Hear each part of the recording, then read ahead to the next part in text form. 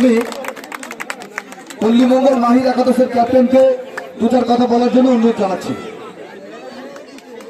সবাইকে ধন্যবাদ। আজকের দিনটা তারালি গ্রামবাসীর কাছে একটা স্বপ্নের দিন।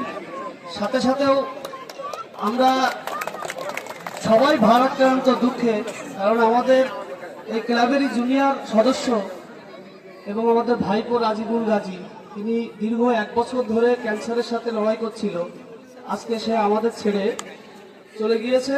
এখানে উপস্থিত সকল দর্শক এবং প্লেয়ারদের কাছে আপনারা রাজিবুলের জন্য দোয়া করবেন এবং তার ফ্যামিলির জন্য দোয়া করবেন, যেন দ্রুত তারা শোক কাটিয়ে উঠতে পারে। আর এই খেলা আজকে তারালির মাটিতে সর্বপ্রথম 8 দলীয় ফুটবল টুর্নামেন্ট তারালি ওয়েলফেয়ার অর্গানাইজেশন এবং খান সাহেবদের সহযোগিতায় সম্ভব হয়েছে। এটা আমাদের একটা বিরাট বড় স্বপ্ন তারালি গ্রামবাসী। সেই স্বপ্ন আজকে সত্যি করেছে খান সাহেবরা এবং আমাদের এই বুথের মেম্বার একমাল গাজী এবং তারালি ওয়েলফেয়ার অর্গানাইজেশনের সকল সদস্যদের ধন্যবাদ জানাই।